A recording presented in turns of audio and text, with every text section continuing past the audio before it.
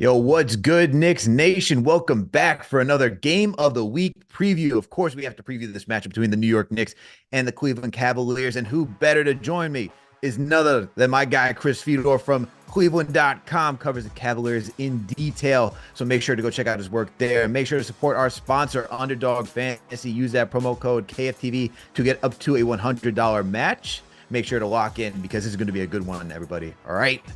Chris, my man. How you doing today? How you feeling? Alex, I'm doing great, man. How are you? I'm good, man. It's been a minute. We did some previews last year during the playoffs, and then Yeah. once the Knicks started getting up on you guys, you decide not to come back, and you started to leave me hanging, man. Sent you all the invites. What happened, Chris? You stopped inviting me. I don't think there's I Oh, don't think there was any reason for you to talk Cavs once the Cavs got blown out of the first round of the playoffs against the Knicks, right? You were focused on other teams in the Eastern Conference, weren't you? yeah, we were focused on other teams in the Eastern Conference after round one, but you know what? Since we haven't spoken since then, I have to get your thoughts and opinions. What was your thoughts about that matchup, man? Like, what did you take away from that first round matchup between the New York Knicks and the Cleveland Cavaliers last year? I think Alex had just exposed a lot of the flaws that the Cavs had throughout the course of the regular season that at times were masked. But even going into that series against the Knicks, there was an understanding that the roster was flawed, the roster was imbalanced, and there were some weaknesses that the Cavs had throughout bench scoring, defensive rebounding, a diverse offense that did not exist. All of those things were certainly issues for the Cavs during the regular season, but they didn't show up as much. When you get into a 7 game series against an opponent that can take advantage of those things, that can exploit those things, that can unmask those things, I think that's what you saw. You also saw a lack of readiness top to bottom from this Cavs roster. And look, going back to last year, Donovan Mitchell had playoff experience. Jared Allen had some playoff experience. Karis LeVert had some playoff experience. JB Bickerstaff had coached one playoff series as a head coach in his career, but Evan Mobley didn't seem ready for what the playoffs required. Darius Garland didn't seem ready for what the playoffs required, and those were two of the more important pieces for the Cavs. And I think they learned a lot from that. I think it taught them a lot, and I think it informed their decision making throughout the course of this offseason. For sure, and the Cavs made some major changes. Before we get into that, I need to know your thoughts about the Knicks this season, though. What have you thought? I mean, the trade for OG Anunoby has definitely changed the shape of this team. Getting Right. Alec Burks and now Bojan Bogdanovic has also been a big change for them. But the thing is, the Knicks haven't been healthy for the last like, what was it, 10 some odd games at this point. So obviously there's not a lot to take away from an unhealthy roster, but for what you saw after the trade with a healthy roster, what were your thoughts? It's interesting that you bring this up, Alex, because I think for the Cavs, there's an understanding throughout the course of this regular season from fans, from players, from coaches, from team executives, everybody inside the organization, and even outside the organization, that for them, it is not about the regular season. They've already shown that they can be a successful regular season team. They won Hmm. 51 games last year. They got the 4 seed in the Eastern Conference. They're a good team, and everybody knows they're a good team. The question is just how good are they, and can they be a 16 game team? Can they better match up against some of these opponents in the Eastern Conference in the playoffs? So that's their barometer. In saying all of that, because that's the way that it is, we have our eyes on what's going on in New York, right? We have our eyes on what's going on in Milwaukee and Philadelphia and Boston. And the conversation is, okay, how can the Cavs potentially match up against those teams in a 7 game series in the first round of the playoffs? How deep can they go in the playoffs if they get the right matchup? And when the Knicks made the trade for OG Anunoby, it was like, whew, sheesh. We're talking about a team that was already a bad matchup for the Cavs to begin with. We were talking about a team that looked like they were headed on collision course with the Cavs. And then for them to get OG and then turn around and make the trades for Alec Burks and Bogdanovich, it just seemed like the Knicks were loading up their roster for a potentially deep playoff run. And OG brings a different kind of element to them, right? He can knock down threes. He can also create a little bit off the bounce. And he's the kind of defensive menace that has given Donovan Mitchell trouble in the past. So you're looking at that matchup saying, oh man, that would be a tough one for the Cavs in the first round if they meet once again. So I like what the Knicks did ahead of the trade deadline. I thought they made really, really smart moves to bolster their roster. They don't have a lot of roster weak points that really stand out to me. But if they're not completely healthy, or if they can't be healthy and effective at the same time, that's a whole different layer to this conversation. Because when fully healthy, I think the Knicks are as formidable as any opponent that the Cavs would see in the postseason. Not named Boston, of course, because Boston's on a tier by itself, and they've earned that. Yeah, Boston has just been tearing up the Mm. league on a whole other level at this point. But yeah, the thing for the Knicks, as you pointed out, is health. At this point, we have OG who just started on-court activities, not due to do any physical contact yet. We're still waiting on the word of Mitchell Robinson and Julius Randle. Hopefully those guys come back. And then when you talk about Julius Randle, is he going to play with that same level of aggressive nature as he has this season, being that bully ball guy in the paint? Because when Mm-hmm. you separate your shoulder, man, you're going to have second thoughts like, hey, do I want to go up for this layup? Do I really want to go, hard in the paint right now? So it's going to be interesting to see how he, attacks the game moving forward. So those are all questions that we have from a Knicks perspective. And Alex, everybody in Cleveland knows just how dominant of a force Mitchell Robinson can be. I mean, he Mhm. looked like the second coming of Bill Russell against the Cavs in that first round playoff series. Evan Mobley had nothing for him. Jarrett Allen had nothing for him.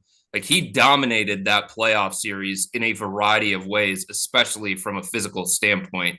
So, even though Isaiah Hartenstein has done an admirable job filling in for Mitchell Robinson, I think everybody understands how he has the ability in the playoffs, especially, to take the Knicks to a different level, both defensively and on the glass. And Chris, that's why I'm looking forward to seeing what it looks like when Mitchell Robinson and OG Anunoby are on the court at the same time. Mm-hmm. But the Cavs made a lot of changes this offseason. You Yeah. talked about outside of re-signing Caris LeVert, you got Max Strus to add another shooter to the starting rotation. You got Georges Niang, a solid backup at the power forward position. And then just looking at how this team has just shapeshifted, and especially going through adversity yourself, right? I mean, you didn't have Darius Garland or Evan Mobley for some time, so it was really the Donovan Mitchell and Jarrett Allen show for a good period of time, and you guys were still rolling, still Mm-hmm. clicking, just knocking down wins left and right. What has been your thought about this team so far this season and the adversity they've had to go through?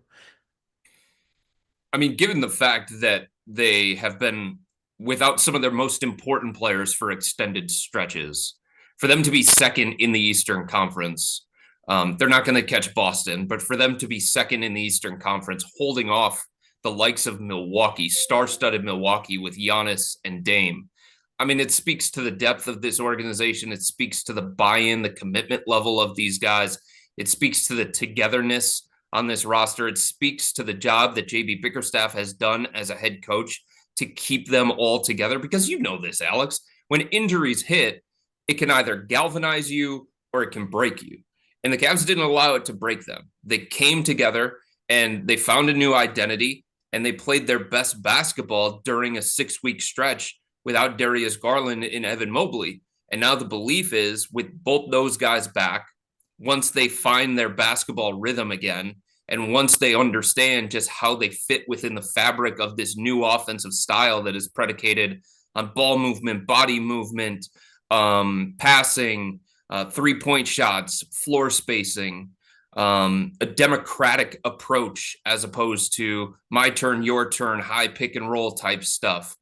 Once they figure out where they fit in that fabric, then you feel like this team is just going to be enhanced by their presence and their return. And it's going to give them different pathways to success on the offensive end of the floor, as opposed to last year in the first round series against the Knicks. It was all high pick and roll stuff with either Darius or Donovan Mitchell, and they just didn't have a lot of movement around those guys because they didn't have the personnel to create that off-ball movement.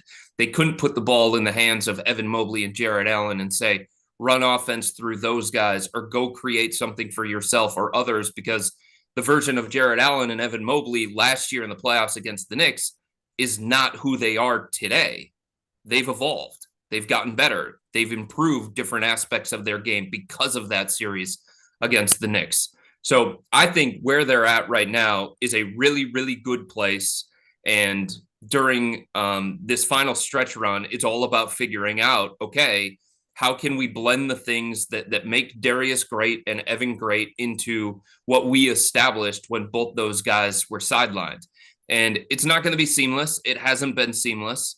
And JB Bickerstaff is still trying to figure out his rotations and how to get minutes for everybody that has earned those minutes and deserves those minutes. But you feel like if it comes together, and that's a big if, right? But if it comes together, you're talking about a team that is better equipped for a 7-game playoff series than they were last year. Absolutely. And I guess my follow-up question to this, and since you brought up rotations, has there been any experimentation with, because we already know that you had Donovan Mitchell and Jarrett Allen out there together.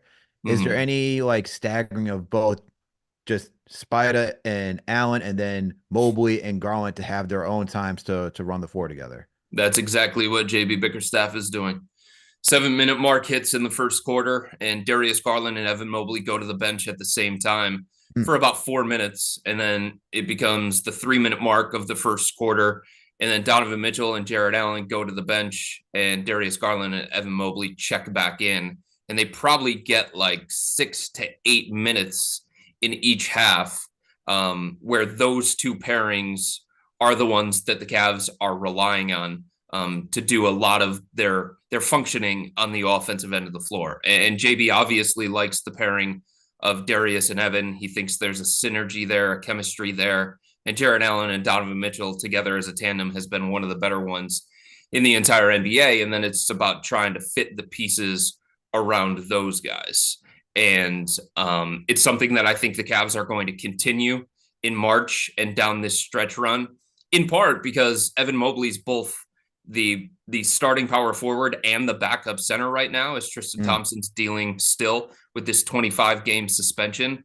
So you have to have pockets throughout the course of the game where you split up Jarrett Allen and Evan Mobley, and you have one of those guys play the 5 and surround them with 4 shooters. Another thing that the Cavs didn't have the personnel to do in that series against the Knicks last year. And Donovan Mitchell and Jarrett Allen, they can run pick and roll. They can run offense through Jarrett from time to time. He's making better decisions as a passer. He's making better decisions in 4-on-3 situations. So I think the Cavs feel like they're finding the right pairings that they need. Now it's about, okay, which guys fit around those pairings the best. Salute to Knicks Nation. Thank you all for tuning in for another Game of the Week preview. We are previewing the New York Knicks, who are about to face the Cleveland Cavaliers tomorrow on ESPN.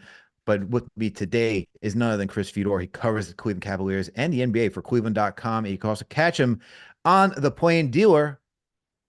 So make sure to check that out as well. And also make sure to support our sponsor, Underdog Fantasy. Use that promo code KFTV to get up to a $100 match. So then, Chris, with the evolution of this team now, what's gone through this season, what's the heat check on JB Bickerstaff? Because I'm sure that fans were probably upset with how last year ended. I'm not sure what the temperature is, whether they want them fired or so forth. I'm sure you had some of the fan base saying, get this guy out of here. What happened over here? We're so dominant. Things got to change. Heads need to roll. But as you noted, Cavs are number 2 right now in the East. Yeah. They are clicking. They are rolling. So how is not only the fan base, but what's the organization's stance on Bickerstaff right now? Look, Alex, they're second in the Eastern Conference. JB Bickerstaff is top 5 in Coach of the Year.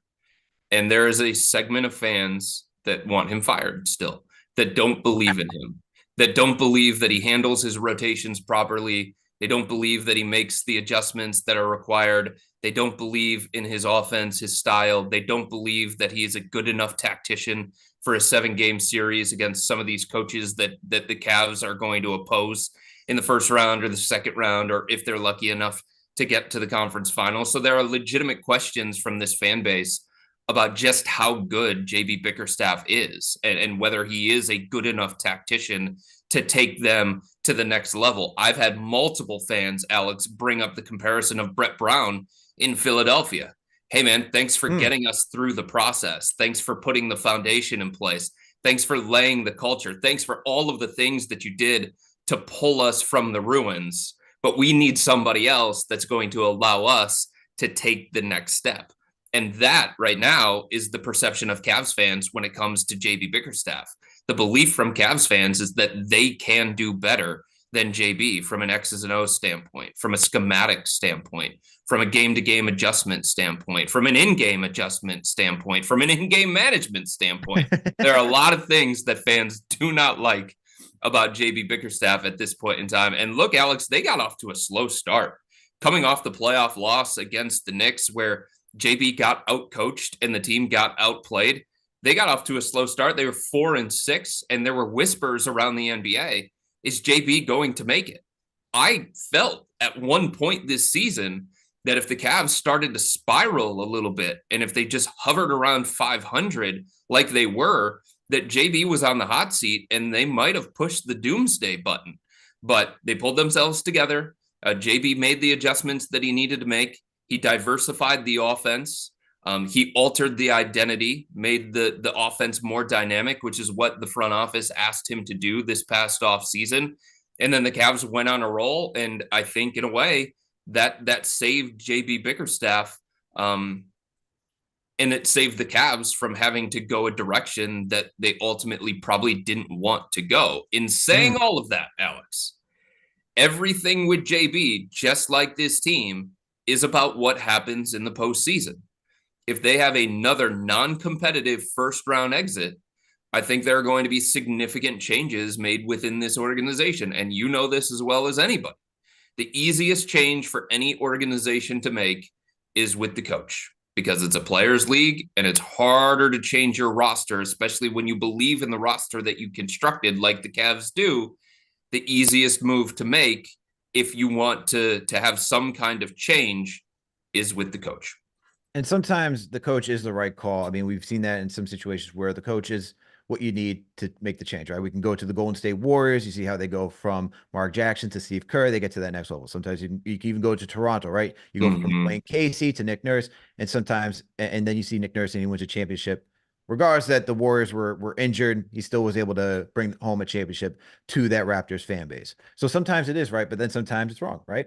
So it's interesting to see. It'll be interesting to see what happens to the Cavs this postseason and how things transpire. But you talk about, the success of needing to go through to the playoffs yet again, right? To get that true evaluation for JB Bickerstaff. At what point is this also, how much is this tied to also Donovan Mitchell, right? Because you talk about his deal potentially ending soon. I mean, no matter who you talk to, there's still rumors about the Donovan Mitchell ending up in New York somehow, right? So how much is that front office thinking too, that they have to do something in order to maintain Donovan Mitchell on this roster?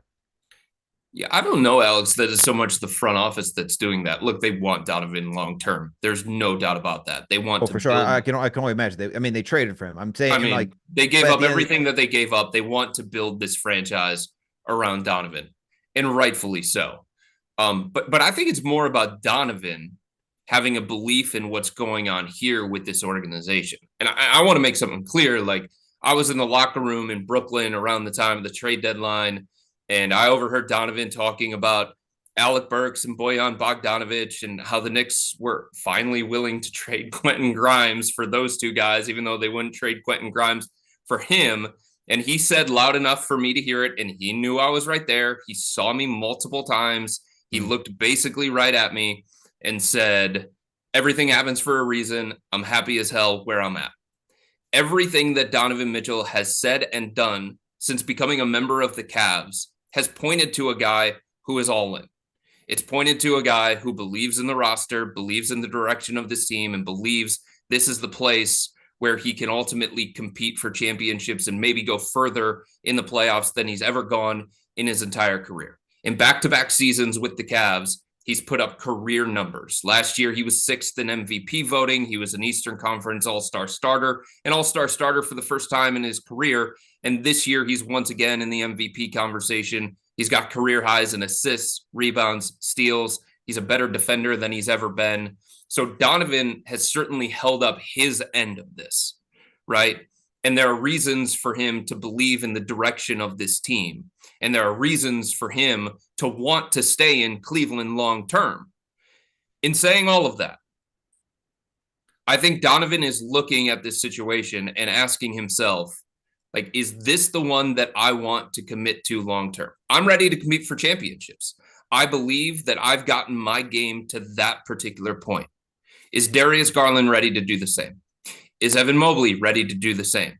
Right? Is Isaac Okoro ready to do the same? Is JB Bickerstaff the right coach to help me get past the second round for the first time in my career? Is JB Bickerstaff the right tactician in a 7-game series against Joe Mazzulla, against Nick Nurse, against Tom Thibodeau, that is going to allow me to compete for championships? Because with Donovan Mitchell, yeah, I mean, maybe there is part of him that always wants to play in New York.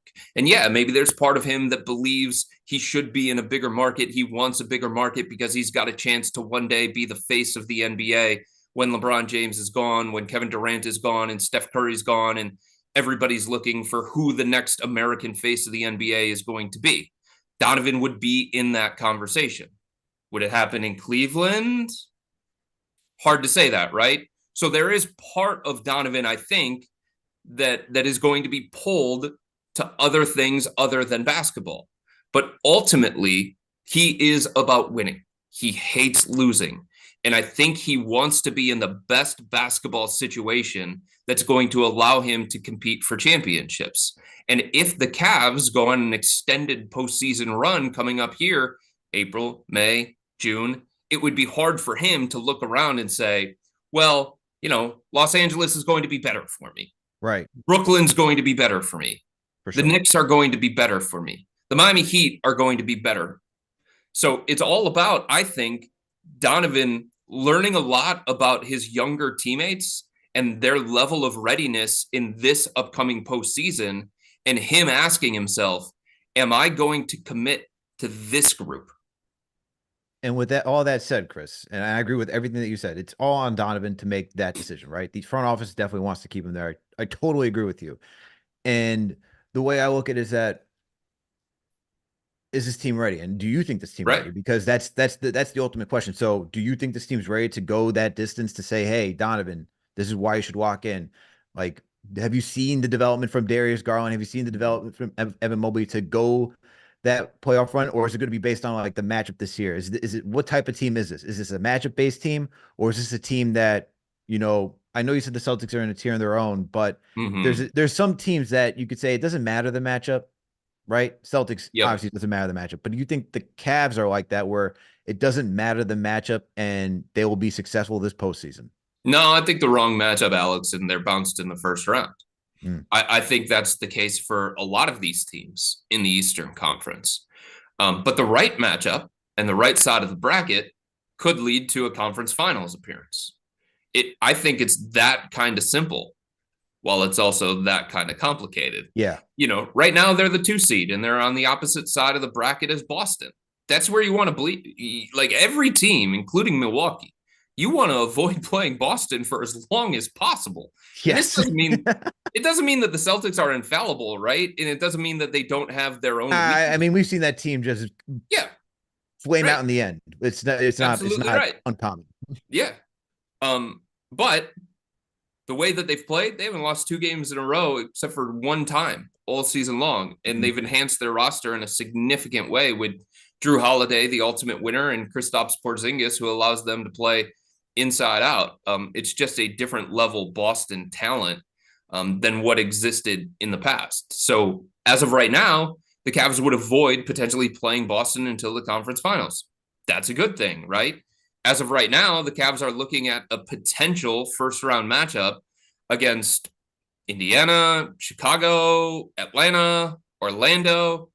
As long as it's not Miami in round 1, you feel like the Cavs are probably going to be favored, and they would have an advantage from a talent perspective, maybe an advantage from an experience perspective, and an advantage from just how diversified their offense is these days compared to last year, that, you know, maybe Indiana, Orlando, and some of these other teams would go through the growing pains that Cleveland went through last year in the playoffs. So the right favorable matchup for the Cavs and avoiding Boston until the conference finals, that could be a big deal. That could be the difference between, significant changes in this organization and an extended playoff run. But I do think that there are flaws within this roster that can be exposed by an opponent if they get the wrong one in the first round. And nobody in this organization wants their reward for being the second seed in the Eastern Conference or the third seed in the Eastern Conference to be Philadelphia getting Embiid back or Miami. Who wants to play those two teams in the first round of the playoffs? I mean, we saw what Miami did last year. Oh, Embiid is just, that this is the thing, man, for most of the East at this point, outside of the Celtics and the Cavs, everybody else is dealing with like some sort of injury history, or the teams are just way too young. Like you look at the Indiana Pacers, there's still right. much more they need to do, but they're still a young team. You look at the Orlando Magic, a very good but very young team, don't have the outside shooting to necessarily compete in a deep playoff run. But then you talk about teams that have been there before and done this dance, like the Knicks last season, the Heat. You got the Yep. Cavs who have been in there, like, and they're more ready teams than some of the others, and they're more diverse, as you talked about offensively. So it'll be interesting, man. I'm looking forward to the Eastern Conference playoffs. It's going to be a good time. I'm looking forward to that. But Every shout out, one of the teams in the Eastern Conference, Alex, has at least one flaw, yeah. right? I There is guess no Golden State Warriors of 2014 through 2018 lurking out there. not at all. And even with the way the Warriors are playing as of late, you're kind of like, I don't want to see that team in the play-in, Yeah. and maybe like even if you're a young team like the Timberwolves and you had to see the Warriors first round, Right. that may be a problem. Yeah. But hey, that's what's so much fun about the NBA, man. Especially Right. when it's a long season, you get some injuries, guys start to come back. It changes everything. That's why I love the league, man. It's so much fun. But salute to Knicks Nation. Thank you all for tuning in for another Game of the Week preview. With me on the other side is my guy Chris Fedor. He covers the Cavaliers and the NBA for Cleveland.com, also the Plain Dealer. And guess what, guys? We today our sponsor is Underdog Fantasy. Make sure to use that promo code KFTV to get up to a $100 match. This is such an easy app to use. I like making games much more interesting by going on the app, putting some money down on the line, either doing pick'ems or drafts. Pick'ems, you got NFL, NBA, NHL, any sport possible. You can mix and match, choose any statistical category. Think about if that player will go higher or lower. So for NBA purposes, will the team go higher or lower than points, rebounds, and assists? It could be any combination of that. And it's just so easy to use. And if you want to make sure that you're protected, you don't have to do all five, lock it in, and say, I believe all of them will hit. Sometimes if you're like me and you're on a losing streak, you got to choose the insured route, get 4 out of 5 and still get some dough. That way you still get some lunch money for the next day. The other thing you could do on Underdog Fantasy is do some drafts. And so guess who decided to defeat CP and JD this past week? None other than your guy, the Stratocaster over here. I got me a nice $27. So, I had a nice lunch on Friday after work, and that it was really good. All right. Thank you, guys. Thank you, JD and CP, for choosing teams that were worse than mine, because I just, had a star-studded cast of Devin Booker, SGA, Steph Curry, DeJounte Murray, Jaylen Williams, and Kevin Durant to wipe the clocks. So, hey, guys, maybe next time. Maybe next time. So make sure to download Underdog Fantasy or go to the website, use that promo code KFTV for a first-time deposit up to $100 match. All right, Chris, let's get back to the show and let's get into this preview now. So this Cavs team, as we discussed in the first half, is on a roll. Okay. Mm-hmm. Knicks dealing with some injuries. It's been brutal to watch. But hey, we still got to play these games, man, to get to the finish line and see what the playoffs look like. But even with all the injuries the Knicks have been going through, there's one area they are able to maintain like just some high excellence, right? And that's second chance opportunities and preventing their opponents of getting second chance opportunities. Funny enough, the Cleveland Cavaliers are another good team in second chance opportunities.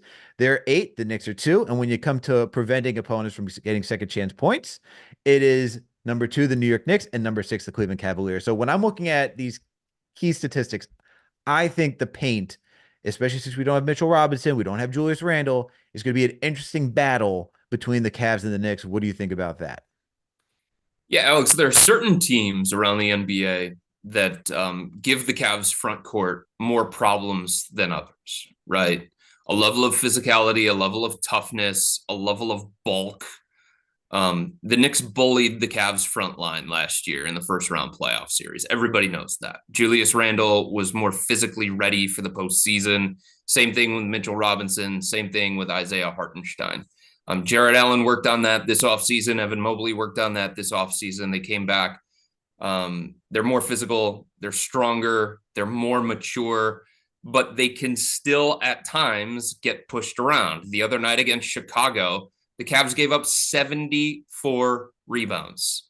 When's the last time you watched an NBA game and a team got 74 rebounds? By the way, the Cavs had 39. So it was plus 35 for the Bulls, and it was 25-5 on the offensive glass. Andre Drummond finished with 26 rebounds in the game.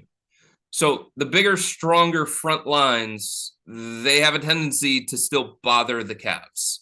And it's going to be really, really interesting to me. You know, you never want to look at a game in March and say, okay, this is going to forecast how things go in April, May, and June. But I think it's an interesting barometer for both Evan Mobley and Jarrett Allen to match up against the Knicks, even though they don't have Randall, even though they don't have Mitchell Robinson. The Knicks are still a very, very good rebounding team at multiple positions. Achua has been really, really good on the glass. Hartenstein gave the Cavs problems. Josh Hart is probably still grabbing offensive rebounds from the series against the Cavs. So I do think it's going to be a fascinating matchup, and I think the Cavs are going to learn a lot about themselves, and I think they're looking at this game as a barometer and a challenge, especially on the heels of what happened against Chicago, which was just completely embarrassing. Yeah, and I think what will be interesting for me is because I'm looking at Precious, Josh Hart, guys who've been excelling right now, rebounding category for the Knicks with all the injuries. Hartenstein has been back. He's been on a minutes restriction, but that's a guy who, prior to his Achilles injury, and it seems like it's Achilles tendonitis, something's aggravating him. He was on a good rebounding tear as well. So Oh, yeah. I know if he's available, I'm wondering how impactful he's going to be, if he's going to be able to add to any of that. So I'm looking forward to seeing how Jarrett Allen, Isaiah Hartenstein are able to match up. But my concern is more so if Hartenstein's not good, I do like Jericho Sims. He's still a little bit, there's still more development that he needs in this process. You can still see the youth and the inexperience whenever he's on the court. Strong, big, but I think for him, it'll come down to like the veteran savviness of Jarrett Allen when he goes up against him, if Hartenstein's not healthy enough to go. So I want to see where this battle goes, because this could be one that's even if Hartenstein's not fully ready to battle in the paint all night. Another category I'm looking at is that the Cavs are a top 10 team when it comes to points off turnovers. You know, once they get the ball, they rip it, whatever it may be. They get out, transition, they can score. Even when they got to slow it down, they're able to figure it out and score. And for the Knicks, that's another strength of their team. They're able to prevent opponents from getting set up and scoring. So I want to see, this is just kind of going to be where rubber meets the road to me. Like, who's going to be able to overpower each other for their strengths. And so what do you think about that matchup? Alex, the Cavs are a team that needs to hunt easy opportunities, and they need to try and create some offense before a defense can get set, because their offense still at times has a tendency to bog down. The ball at times can get a little bit sticky. Darius Garland can get a little bit dribble happy. The Cavs can try and run some of their actions away from the ball, and those can get taken away from the opponent, and they look at the shot clock, and all of a sudden there's like 8 or 6 seconds on the clock, and they're like, okay, now what do we do here to create some offense? So this is a team that has been searching for easier opportunities. This is a team that likes to get out on the break and take advantage of some of the speed, youth, athleticism that they have. Isaac Okoro is a menace in transition. He can finish with either hand. He's got a great Euro step. He's powering through guys. He's been an elite finisher in transition for the Cavs this year. Donovan can get out on the break. Max Strus can get out on the break. So I do think it is important for the Cavs to not spend a majority of their night trying to execute in a half-court setting against a Knicks defense that can be problematic for the Cavs based on certain matchups. So for the Knicks, like, this is where they're strength, like, because I know they're going to try to get, as you mentioned, the Cavs are going to try to get out and transition and score. Having guys like or Josh Hart, Dante DiVincenzo, guys who are constantly ready to hustle back. Even Precious, man, he gets back on defense and makes sure to stop anything in transition. Guys like Miles McBride as well.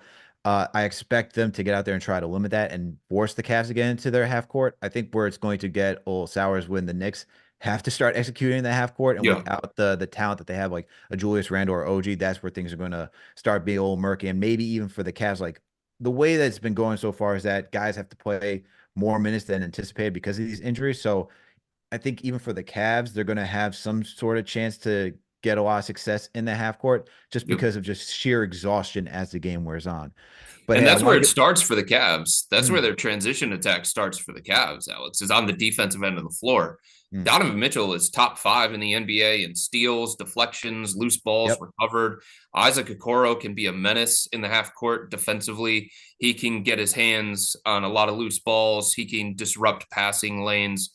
Evan Mobley contests a bunch of shots. He can pick up steals. Karis LeVert is an active, pesky defender. Max Strus has been more bothersome for opponents on the defensive end of the floor than I think his reputation said he would have been leaving Miami. So that's where everything starts in terms of the transition game for the Cavs. Is just the level of activity, possession of possession that they seemingly bring every single night on the defensive end of the floor.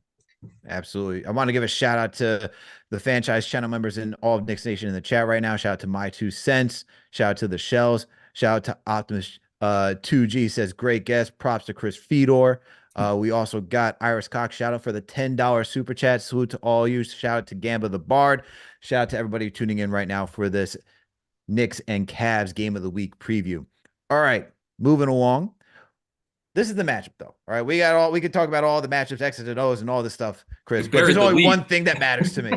There's only one thing that matters to me in this game, and that's the Brunson and Donovan Mitchell matchup. I mean, in the postseason right now, Brunson has just owned Donovan Mitchell. There's no question about that. Whether they were in the Western Conference, now the Eastern Conference, and look, over the last 10 games, there's the numbers right there. For Brunson, you have 30. He's been averaging 32 points, 3 rebounds, 7 assists, shooting 47% from the field, 33%, which is down from what he was doing at the beginning of the season when everybody was healthy, and 88% from the free throw line. Donovan, averaging 27 points, getting 5 rebounds per game, 5 assists per game, shooting 50% from the field. Just crazy numbers. 46 from downtown these are over the last 10 games, people, Mm-hmm. and 89% from the free throw line. These guys, it's a star-studded matchup, man. I'm looking forward to it. You know that the last time we did the preview last year before we got to the playoffs. Yeah.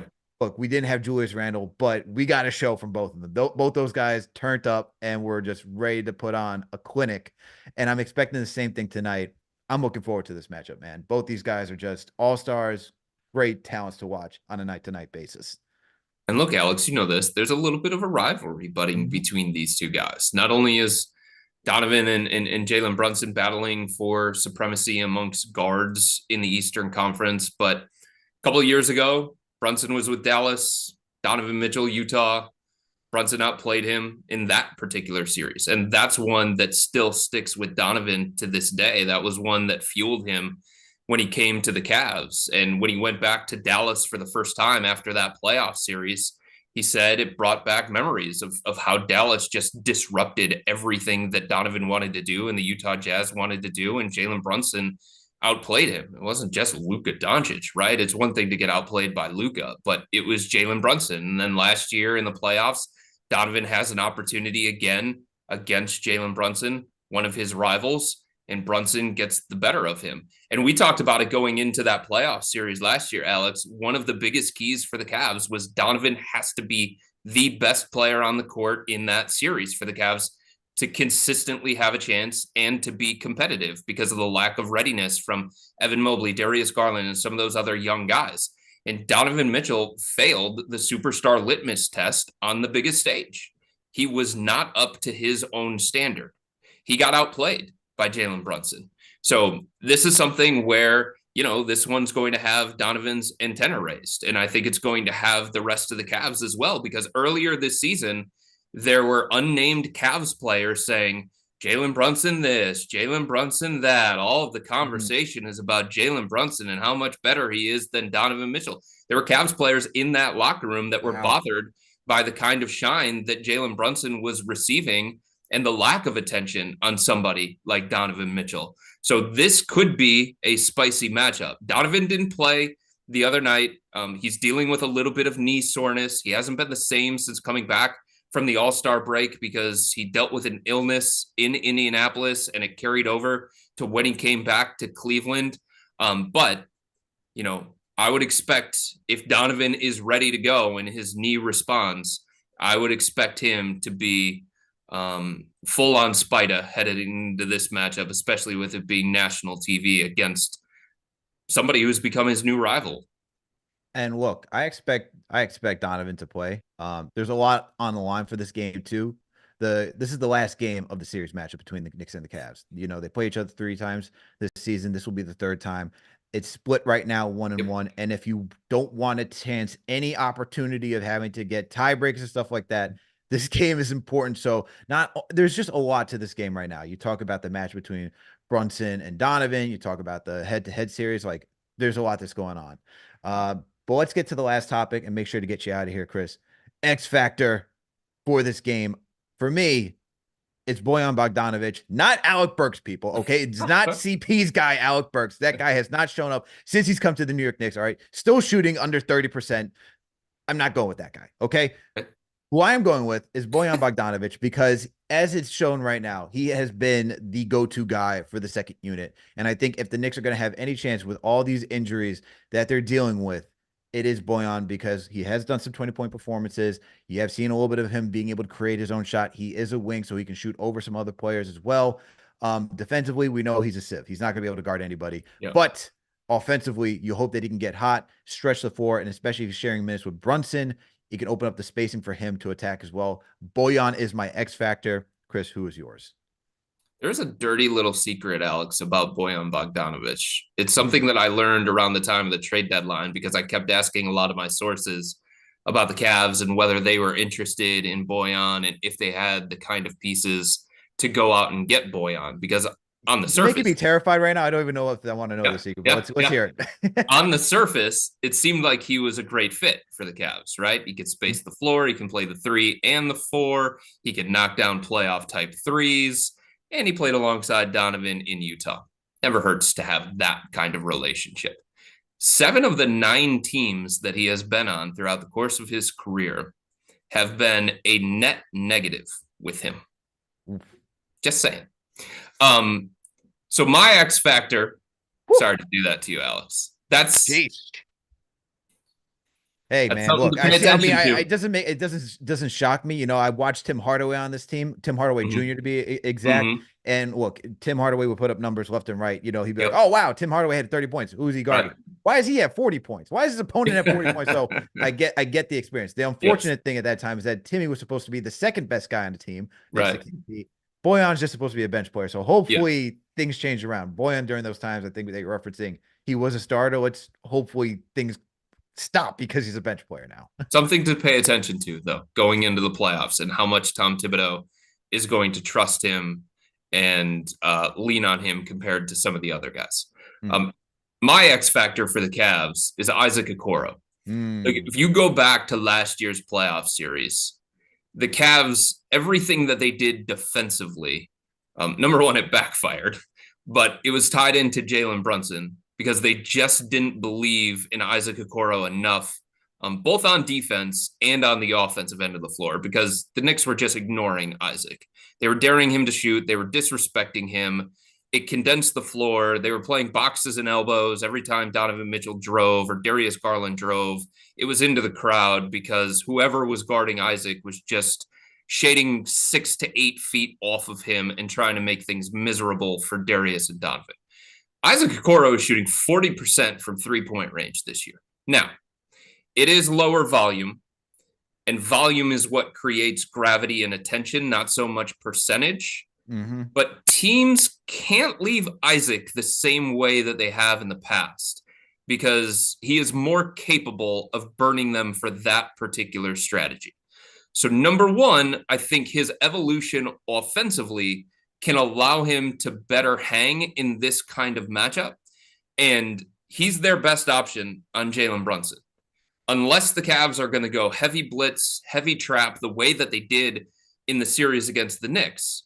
But the other side of that strategy, which is what the Cavs saw in the series against the Knicks in the playoffs, is that your bigs are out of position.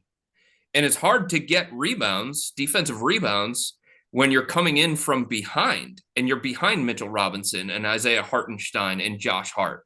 So because the Cavs took the strategy defensively of, we're going to try and get the ball out of the hands of Jalen Brunson, and we're going to commit 2 to him almost at all times, that led to all of those offensive rebounds, a majority of those offensive rebounds. That led to Jared Allen and Evan Mobley scrambling around trying to get back into position. So I would think, based on the way that Isaac has played defensively this year, and teammates have been pumping him up for one of the 2 all-defensive teams, I would think that the Cavs are going to give, when they're on the court together, Isaac Okoro that matchup against Jalen Brunson and see if he can hold his own and make things tough enough for Jalen that they don't have to continuously send extra bodies, and then they're in scramble situations, then they're giving up offensive rebounds. So the level of trust that the Cavs have in Isaac Okoro at both ends of the floor, Alex, is different than it was in the first round series against the Knicks. And I just want to see, when they're on the court together, how Isaac handles that particular matchup, because he's guarding the best opposing perimeter ball handler, and he is doing as good of a job as an individual defender can do in those matchups nowadays with the way that the rules are set up. And it'll be interesting to see how not having a healthy Knicks team changes that for Brunson, is how difficult it is, because, you know, it's one thing to have Julius to rely on as like your second best scorer. Dante's been doing a solid job as filling in for that role, but it's much different. It's a much different attention what Randall does, being able to attract double, triple teams, and the physicality he brings to the game. So tomorrow's going to be a good one, man. It's going to be a good game to watch. Chris, appreciate your time. Thank you for coming on the show as always. Please let the listeners know where they can find you, and if you got any upcoming work we should be on the lookout for. You can check out all my stuff, the website, cleveland.com/Cavs. You can also follow my stuff on Twitter. It's just my name, Chris Fedor, at Chris Fedor. Nice and easy, all combined into one. And I've got a few pieces that I'm working on. They're not ready to be unveiled just yet, but Craig Porter Jr. has been an undrafted free agent revelation for the Cavs. So I've got the story of how they found him and how he went from undrafted free agent, a guy who was not on the draft radar at all, to a 2-way contract with the Cavs, and now he's got a standard contract with the team, and he's viewed as potentially the backup point guard of the future. So I've got that, and then a story on Dean Wade and the impact that he has had for the Cavs, he continues to have for the Cavs. All of that is coming in the future as soon as I continue to get all the reporting done on those stories that I need to bring them all together. So there you have it, everybody. Make sure to go follow Chris Fedor on Twitter, as it's right here on the show. You can go follow his @ right there. He does phenomenal work. Go make sure to give him a follow. Does great work. Phenomenal job covering the team. Chris, thank you for your time. And to Knicks Nation, thank you all for tuning in again for another Game of the Week preview. I know we're all looking forward to the Knicks and Cavs matchup tomorrow. So make sure to tap in for tomorrow's post game after we watch and see what happens. And then make sure to support our sponsor, Underdog Fantasy. Use that promo code KFTV to get up to a $100 match free on your first deposit. Make sure to support our website, knicksfantv.com. And we'll catch you tomorrow, everybody. All right, we out.